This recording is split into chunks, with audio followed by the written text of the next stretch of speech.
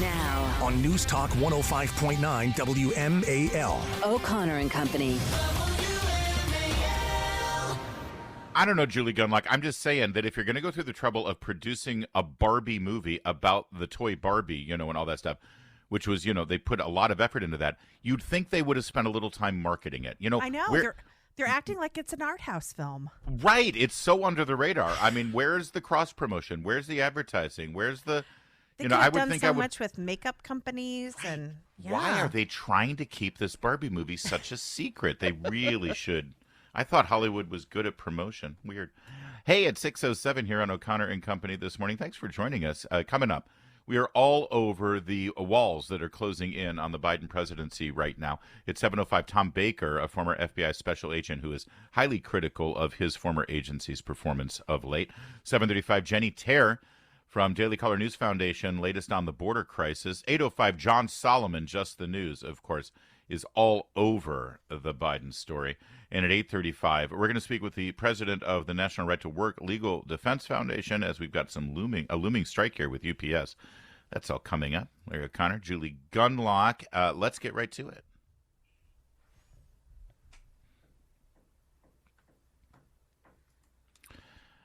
As you know, Kamala Harris is one of the most brilliant politicians in American history. And as we told you yesterday, she has endeavored to criticize the state of Florida's history curriculum, specifically with regard to African American history. And let me, and as is often the case, Julie, we brought attention to this story yesterday, and we gave great kudos to Charles C.W. Cook over at National Review Online, who had done a complete and thorough fisking, as the kids like to say, a fisking of the curriculum in question here, and found all of the mentions of slavery and the enslaved in this curriculum and detailed it out for you. So unlike, I assure you, nothing that Kamala Harris or her speechwriters bothered to do. Right. But what is often the case when we draw attention to a story here on the program, oftentimes it sort of catches fire on other media platforms, which was absolutely the case yesterday with this story. Let me remind you again what Kamala Harris said about the African American history curriculum. I always have to pause when I say that, Julie, because you know what African American history is? It's history. Yeah. It's American history. Why do we have to have a separate unit that is just focused on African American history? Why don't we just tell American history? Well, there's also an awful lot of Black Americans in this country that did not come from Africa, or were not enslaved, or descendants of slaves, like Barack Obama and Kamala Harris, by the way. Yes. Maybe that's why she's not well versed in this. Right. Because her ancestors in Jamaica, I believe, if I remember reading the stories correctly, were slave owners. Oh, dear. Not necessarily the enslaved. But that said, here's Kamala Harris yesterday, or over the weekend, I should say. Just yesterday in the state of Florida, they decided middle school students will be taught that enslaved people benefited from slavery. They insult us in an attempt to gaslight us, and we will not stand for it. Yeah, she's very shouty and agitated there, so it must be true.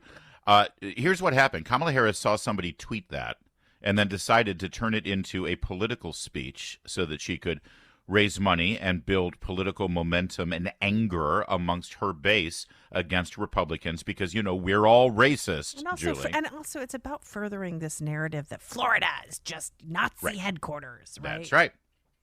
And then, so first somebody tweets that, then she turns it into that. And then, of course, Whoopi Goldberg and the team at The View, they see Kamala Harris saying that, and so they jump on board and pile on. Yeah, they don't question trying to get through everything that's happened over the weekend and what's all the insanity going on in the world. Like Wednesday, Florida's Board of Education approved what they're calling standards for African American history. I feel like they didn't talk to any African Americans because we could have told them. There you go. Yeah, she's such a scholar. Hey, Whoopi, this was written by African American scholars. Well, exactly. Let's pull on Whoopi Goldberg's thread there. I feel like they didn't talk to African Americans. Well, ABC News, which is the same company that produces The View, actually sent a reporter to the man who helped create this curriculum. His name is Dr. William B. Allen, and yes, spoiler alert, Julie, he is in fact African American. He's an African American scholar. He's a adjunct, or no, excuse me, he's a professor at Michigan State University, emeritus on African American studies. And here's what he had to say specifically about the issue in question that Kamala Harris and Whoopi Goldberg is agitating and getting everyone angry about. There's been a little bit of backlash to these standards that were put out, and like you said, that these were done in open sessions so the public could listen or watch along. What would you say to critics who say these standards have set education back? Well, I can't answer critics whom I haven't seen or heard. The only criticism I've encountered so far is a single one that was articulated by the Vice President, and which was an error. As I stated in my response to the Vice President, it was categorically false. Ooh. It was never said that slavery was beneficial to Africans. What was said, and anyone who reads this will see this with clarity, it is the case that Africans proved resourceful, resilient, and adaptive, and were able to develop skills and aptitudes which served to their benefit, both while enslaved and after enslavement. It's a story. It's a good story. Like he said, they were resilient. They were tough as nails. They were able to gain skills despite being in a horrible, horrible situation. Yeah. And it's a wonderful story. And she has turned it on its head. And I do love that this man so calmly responds. And I love that he says, if people had read it. Right. Which she clearly had not. No. She read a tweet about it. Yes. And, if people do, history is kind of important. Hello. There was a move after the Civil War to send enslaved Africans back to Africa. Yes. Some Africans wanted that. Some racists in America wanted that. And think about it. This had begun in the early 17th century, slavery, and it wasn't resolved here and ended officially until the middle of the 19th century. That's 200 years plus. And so these enslaved Africans who were brought here against their will under horrific conditions, so many of them were 3 generations in. This was their home. Right. And of course, after slavery, they wanted to stay here. Many of them were baptized and raised in Christianity. The vast majority of them, you haven't seen a more dynamic Christian community than an African American church in this country. This was now their identity. They were Americans. They are Americans. They embrace. Think about this.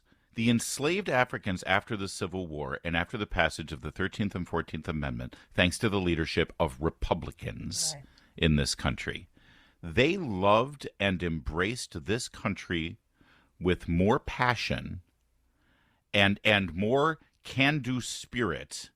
That this country, as flawed as it is, as horrible as it has been to our ancestors, this is our next, last, best hope for our future and for our future generations. They embraced the promise of America more so than Kamala Harris embraces it today.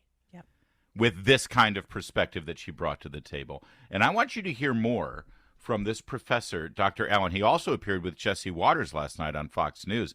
He is a hero for standing up and saying not just no, but hell no to the Kamalas and to the Whoopies and to the Joes and to the Chucks and to the Nancys and to the Baracks and the Michelles and the Susans and all of the Democrats who divide us on a moment-by-moment basis for their own political gain and political power. Good for him, and you deserve to hear more from this man. And you will in a moment. But first at 6:15. On the next Vince Coglianese show, the stories ripped from the headlines and translated into the truth. Join us 3 to 6 on WMAL.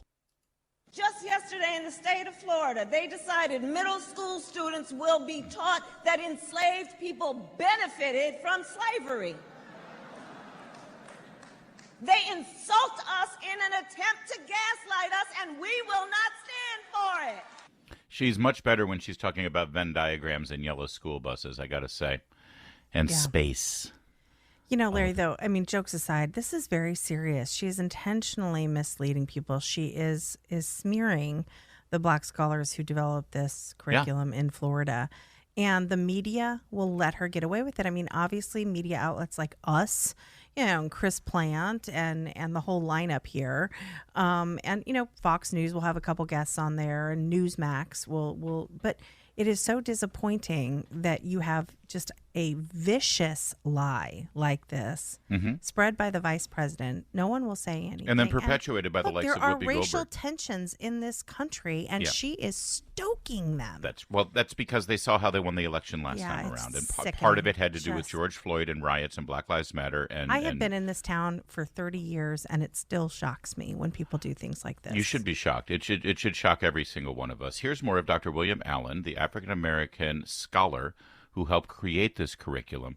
And he was asked by this interviewer at ABC News to address specifically what Kamala Harris charged right there, which you just heard, that they're saying that they're going to be teaching children that slaves benefited from slavery, that it was good for them. All right, so here's what Dr. Allen says. You know, amid all of this, do you think the wording should be amended?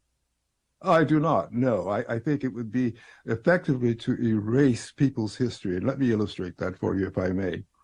My great-grandfather is someone who came from the islands and who was enslaved here, and whose own resourcefulness, resilience, and adaptiveness was certainly instrumental in producing for his family, his descendants, the ability to prosper here in this country. Hence, from his resourcefulness, we derive benefits. I think anyone who would try to change that language would be denying that great-grandfather Sisyphus made any contribution. I certainly could not endorse doing that. That's right. Why is Kamala Harris and Whoopi Goldberg and the power structure in the racial divide perpetuated by the Democratic Party and the progressive left in this country trying to erase Dr. Allen's ancestry, trying to erase his story, trying to erase his many history? Stories. And I'll tell you why. I just alluded to it, but I want to be very explicit here.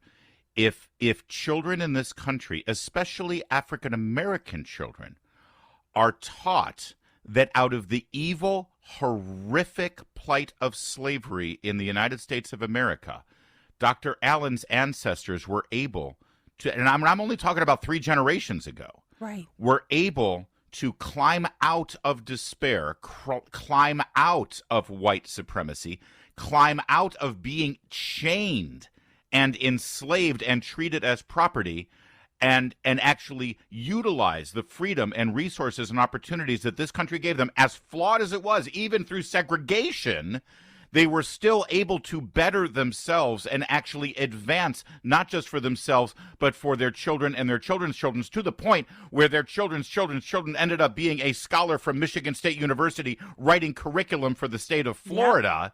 If children are taught that today, then what excuse do they have for not achieving? And I'll tell you what the excuse is. The reason why children in this generation, African American children in this generation, do not see the same kind of hope and opportunity that Dr.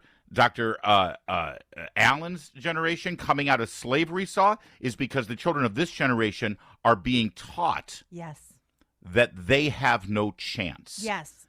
These children are being taught by the likes of Ibram X. Kendi, critical race theory, and white liberals in suburban enclaves in major metropolitan areas like Fairfax County, Virginia.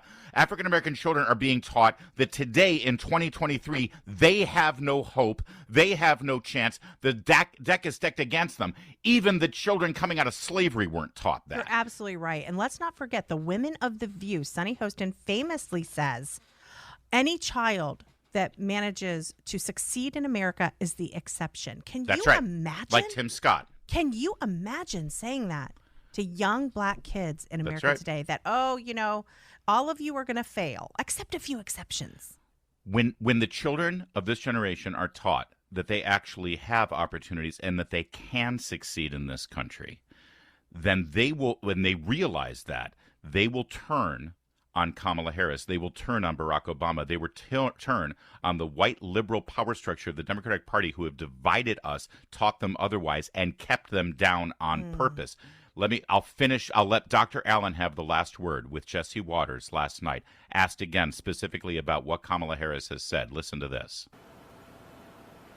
Well, permit me to have Frederick Douglass tell her.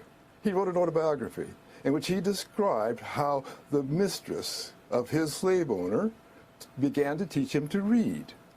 She pulled back the curtain through which a glimmer of light shone before the master forced her to close it. But that glimmer of light was enough for Frederick Douglass to illumine a bright flame that he exploited to his benefit and his country's benefit thereafter. Such examples are numerous, and they are retailed in the stories of people who suffered the indignity of slavery time and again. And quickly, permit me to say, what this curriculum is about is having people who live the experience, who live the history, tell their stories. And nothing is more important than that we never, ever erase the stories that the people who live the stories tell. No one has a right to interpret before first understanding the stories as the people who lived them understood them themselves. Beautiful. Choose your fighter today, ladies and gentlemen. You can choose Kamala Harris or you can choose Dr. William Allen. I know who I'm getting behind. It's 6:24. Coming back, let's circle around to the Hunter Biden scandals, now focused on his art sales. You know, he loved his little paintings and drawings, didn't he? Well, what exactly did people get when they bought his art? Cushy jobs in the government. We'll tell you all about it. 6:37 here on O'Connor and Company. Thanks for tuning in. We are chugging along with what appears to be a new stage in the investigation and the scrutiny of the Biden family and the Biden administration. Everyone keeps saying Biden crime family, and that's correct. This is about his family. But make no mistake, this story is also about the Biden administration. The wing of the federal government that Joe Biden oversees, from the White House to the Justice Department, and their attempts to cover this story up and the obstruction of justice. And we're all over it today. At 7:05, Tom Baker, a former FBI special agent, will join us. At 7:35, Jenny Terre from Daily Caller News Foundation about the border problems. 8:05, John Solomon. And then at 8:35, a looming UPS strike could cripple shipping in this nation. We'll speak with Mark Mix, National Right to Work. I'm Larry O'Connor alongside Julie Gunlock. Hunter Biden, he's so cute. He's got his little finger paints and he does his drawings. It's a hobby, but really turned into a profession, didn't it? He is a professional artist. Just ask anyone. You've seen his work, right? Yeah. Remember all the media coverage of his painting and the art auctions and all that stuff in the first year of the Biden administration? And it was all like, oh, he's dug himself out of his addiction problems and now he's found a way to creatively express himself. That's right. And look at this. He was living in a house in like Malibu or something. Yes. With driving a Porsche. Yes. Making these paintings, and you saw they all the media outlets dragged out some art expert to say, oh yeah, this is right up there with Jackson Pollock and with Picasso and and all this stuff. Baloney. And he started selling his art, and if you remember right, Jen Psaki, then the spokesperson at the White House, was very specifically asked about the ethical dilemma here, where you've got let's face it, the president's son had a bit of a history with taking in money for God knows what he was doing to deliver. And some people dared to suggest, even back then in 2019 and 2020 and 2021, that maybe Hunter Biden was selling access to his dad. You think? So maybe now that he's selling paintings and he's never sold a crayon drawing, and now suddenly he's making hundreds of thousands, if not millions of dollars on his art sales, that maybe there may be an ethical concern. Well, Jen Psaki put all those concerns to rest. On Hunter Biden's artwork. Did the White House play any role in crafting the sales agreement with the New York Gallery to protect the purchasers or the ultimate purchaser's identity? Well, I can tell you that after careful consideration, a system has been established that allows for Hunter Biden to work in his profession within reasonable safeguards. Of course, he has the right to pursue an artistic career, just like any child of a president has the right to pursue a career. But all interactions regarding the selling of art and the setting of prices will be handled by a professional gallerist adhering to the highest industry standards, and any offer out of the normal course would be rejected out of hand, and the gallerist will not share information about buyers or prospective buyers, including their identities with Hunter Biden or the administration. There you go. See, it's all cut and dry. It's very simple. She was clearly reading something that was crafted by the lawyers at the White House. So they, in fact, did have a hand in how to handle all of this. I do love when he's like any child of the president. The man's pushing 50 years old. I know. Like any child of the president, he has a right to pursue his own business. We know what business Hunter Biden is in. Yeah. And now some investigative reporting at Business Insider has learned the identities of a couple of these friends who bought art. First of all, according to internal gallery documents, the Hunter Biden art sale has brought in $1.3 million for Hunter Biden and his habits, let's say.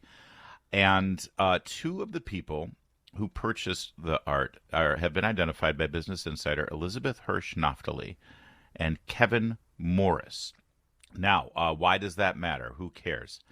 Well, Ms. Hirsch Naftali, after buying some of Hunter Biden's art, has also been appointed to hold on, let me give you the exact. In July 2022, 8 months after Hunter Biden's first art opening, Joe Biden announced Hirsch Naftali's appointment to the Commission for the Preservation of America's Heritage Abroad. So let's just get this straight. This is a big-time Democrat donor who bought Hunter Biden's artwork for untold hundreds of thousands of dollars, and then was appointed to a commission for the preservation of Americans' heritage abroad, which I'm guessing, it's pay for play. Preservation of America's heritage abroad sounds like one of those appointments that ends up involving a lot of international travel at taxpayer expense. That's right. Doesn't it's like ambassadorships. You know, they always hand them out to people. I mean, they have the really important embassies where they need to have someone who's sort of skilled in that particular region. But then they have all these little countries, and I don't mean to insult anyone, but sometimes those go to big donors. Yeah. Shocking, isn't it? So I don't know. Maybe we should follow the money on the artwork here, don't you think? Maybe, maybe. Just yet another area where there's pay for play. And that's a big thing here in Washington. You don't need to be here for a while to know that pay for play happens. And that's pretty clear. I just tweeted a picture of Hunter's art. Not impressive. Yeah. I don't know if it's worth $1.3 million. Yeah. But that's exactly where we are now on this story. So one must ask, why is Joe Biden so blatant with all of this? Why are they so brazen? There's a lot of answers to it, but I want to drill down on one aspect. And when we're learning now the kind of money that he was making in the waning days of the Obama administration, especially in 2015, 2016, why were they so brazen? Why didn't they cover their tracks? Why is there this great paper trail now, finally, thanks to Republicans getting the majority in the House, that we can pursue? That actually shows how corrupt they were. What was he thinking? I mean, after 50 years in politics, why was Joe Biden so reckless and brazen and arrogant with this corruption? And I'm going to give you my opinion on that in just a moment. But first, at 6:44. So there was a special window of time back in late 2015, mid-2015 really, where two things happened at once. On one hand, the increased activity from Hunter Biden, Devin Archer, the whole Biden crime syndicate there with the brother, it became very brazen. This is when Joe Biden was flying to Ukraine and putting pressure on the government to fire the prosecutor. This is when meetings were taking place. He would drop by Cafe Milano. He would be on the speakerphone. He'd be sitting next to Hunter on the sofa while they're screaming for more millions and millions of dollars to be wired over. And at the same time, it was a very public display in the media where Joe Biden was contemplating whether he was going to run for president or not. Hillary Clinton was already declared. Bernie Sanders was declared. There were another handful of candidates. And you remember there was this very you know, the Hillary Clinton camp were like, well, let Joe Biden go through his process. But at one point, John Podesta was like, you know, he's got to reach a decision here. We need to know if he's going to run or not. There was suddenly all this pressure on Joe Biden. And Joe Biden eventually, of course, didn't run for president in 2016, even though he was the heir apparent as Barack Obama's vice president. And he claimed it was because he was still mourning the loss of his son, Beau. And then you saw this frenzy to raise money, to get money from overseas interests that did business with the Obama administration. And it's like suddenly he got sloppy after years and years and years of this activity. Suddenly it's like, you know, Katie barred the door, just all the money, we want it. Why? Why all of a sudden? And here's why. He was ending his political career. He wasn't going to have any influence and any access to sell at this point because he was over. He was finished. He was done. And he knew that Hillary Clinton was going to win the election. Everybody knew. You ask, oh, please, nobody thought Donald Trump was going to win. It was a shoo-in that Hillary would win. Right. And part of the reason why Hillary was going to win was because Joe didn't run. Made it really easy for her to get the nomination, right? So what's the payback? Hillary Clinton's Justice Department looks the other way. Yes.